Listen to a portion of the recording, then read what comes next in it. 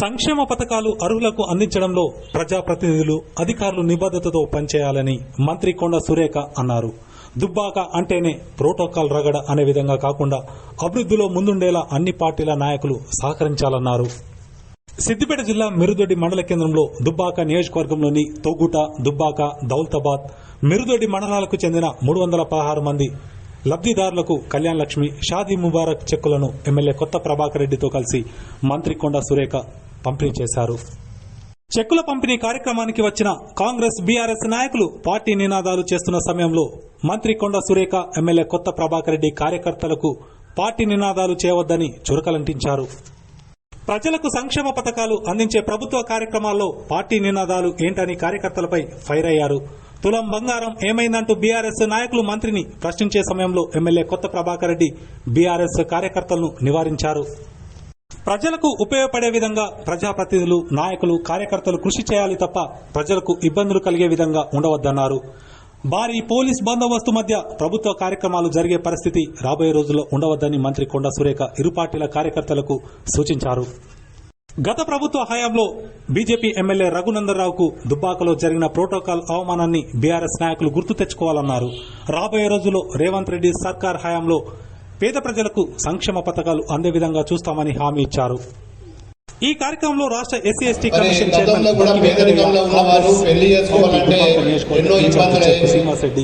ఇబ్బందుల కోసం మరి ఈ పథకం పెట్టినాం. దీన్ని పూర్తి స్థాయిలో 100కు 100% మనం సక్సెస్ చేసుకునే దిశలో ముందుకు పోతున్నాం. మరి ఈ నియోజకవర్గంలో మరి మిగతా ఎన్నో సమస్యలు ఉన్నాయి. మరి ఇప్పుడున్న ప్రభుత్వంలో కూడా మరి ఇప్పటికీ మరి ఇందాకనే కొండ సురేఖ అత్తగారు కూడా మరి చాలా సమస్యల మీద కూడా మన ప్రాంత సమస్యల మీద మరి స్పందించి మరి మనకు సహకరిస్తున్నందుకు మనందరి తరఫున కూడా వారికి కూడా కృతజ్ఞతలు తెలుపుకుంటూ మరి ఇంకా కూడా ఇప్పుడు మరి ఇల్లు లేని పేదవారికి కూడా మరి ఇల్లు ఇచ్చుకోవాల్సిన అవసరం ఉన్నది. చాలా ప్రాంతాలలో కూడా మనకు రోడ్స్ డ్యామేజ్ అయినాయి. ఆ డ్యామేజ్ అయిన రోడ్లకు కూడా మరి వాటిని పునర్నిర్మించుకోవాల్సిన అవసరం ఉన్నది. కాబట్టి మరి ఇవన్నీ కూడా మరి త్వరలోనే పూర్తి చేసుకోవాలి. మరి ఈ కార్యక్రమాన్ని మనం ముందుకు తీసుకెళ్దాం. మరి సమయం లేట్ అయింది కాబట్టి మరి పెద్దలు గౌరవనీయులు మరి మంత్రి గారు కొండ సురేఖ అక్క గారిని మాట్లాడవచ్చు. ఎవరు కూడా స్లోగన్స్ ఇయ్యరు. No Congress, no BRS, nothing. Program మంచి ప్రోగ్రామ్ మంచిగా చేసుకుందాం. పాపం మహిళలు వచ్చి చాలాసేపు అయింది. మరి వాళ్ళ చెక్కులు ఇచ్చుకుందాం. మళ్ళీ తొక్కలో కూడా ఇంకో ప్రోగ్రామ్ ఉంది. మరి మంత్రి గారికి సిద్దిపేట నియోజకవర్గం కూడా పోవాల్సిన అవసరం ఉన్నది. దయచేసి నిశ్శబ్దంగా ఉండే ఒక 10 చెక్కులు ఇచ్చుకొని మనం తోటకి వెళ్ళిపోతాం. ఆర్టీఓ గారు ఉన్నారు, ఎంఆర్ఓ గారు ఉన్నారు. వాళ్ళు చెక్కులు కంప్లీట్ చేసుకొని వాళ్ళు పోతారు. బాబు ఆడ ఎవరు ఉండగా మీరు అంతా వెళ్ళిపోరు, పక్కకి వెళ్ళిపోరు. నిశ్శబ్దం కూడా ప్లీజ్, నిశ్శబ్దం కూడా మాట్లాడాలి.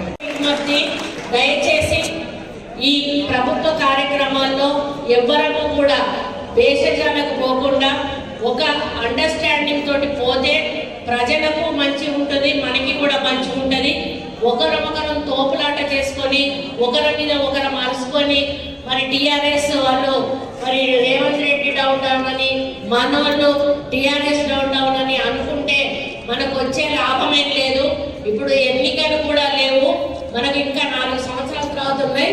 ఒకవేళ వస్తే మధ్యలో సర్పంచ్ ఎన్నికలు, మన లోకల్ బాడీ ఎలక్షన్స్ వస్తాయి.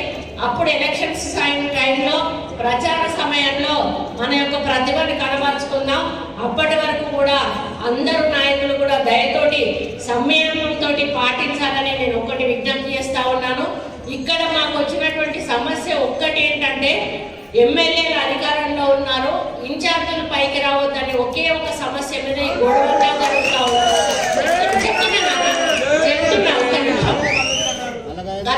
గత ఇదే నియోజకవర్గం నుంచి రఘునందనరావు గారు ఎమ్మెల్యేగా ఉన్నారు, అదే ప్రభాకర్ అన్న ఎంపీగా ఉన్నారు. ఉన్నప్పుడు మరి అన్న ఇక్కడ ఉన్నటువంటి ఎమ్మెల్యే గారికి ఎటువంటి గౌరవం లభించిందో ఒకసారి ఆలోచించుకోండి. ఎందుకంటే ప్రతిసారి ఎందుకంటే ఇది ఆరంభం మాత్రమే, ఇంకా కార్యక్రమాలు మనం ముందుకు తీసుకోవాల్సిన అవసరం ఉన్నది. కాబట్టి వేదిక మీద శ్రీనివాస్ రెడ్డి గారు కూర్చున్నా కొత్త ప్రభాకర్ రెడ్డి గారు ఎమ్మెల్యేగా ఉంటారు. మళ్ళీ ఎన్నికలు వచ్చి మళ్ళీ ప్రజలు ఎవరిని డిసైడ్ చేస్తే వాళ్ళు ఎమ్మెల్యే అవుతారు. కాబట్టి దయచేసి ఇక ముందు ఇటువంటి చిన్న విషయంలో మీరు ఎవరు కూడా ఇబ్బంది పడాల్సిన అవసరం లేదు, ఇబ్బంది పెట్టాల్సిన అవసరం లేదని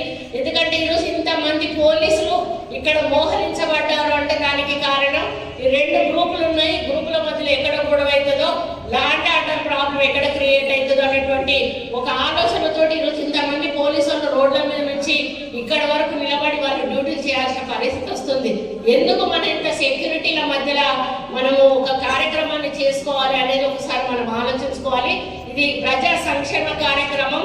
ప్రభుత్వం ప్రతిష్టాత్మకంగా గత ప్రభుత్వం తీసుకున్న ఈ మంచి కార్యక్రమాన్ని ముందుకు తీసుకుపోవాలనేటువంటి ఉద్దేశంతో ఈ కళ్యాణ లక్ష్మిని ఆలస్యం కాకుండా త్వరగా మంజూరు చేసి మీకు చెక్కులు ఇచ్చేటువంటి పంపిణీ చేస్తా ఉన్నాము.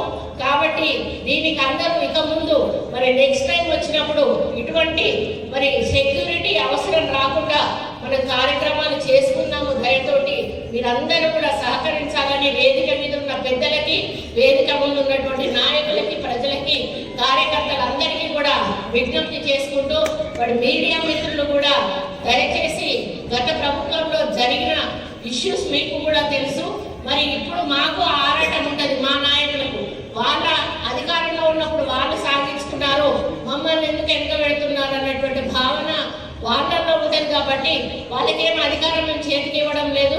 రేపేదైనా అఫీషియల్గా నామినేటెడ్ వస్తే వాళ్ళు ఆటోమేటిక్గా వచ్చి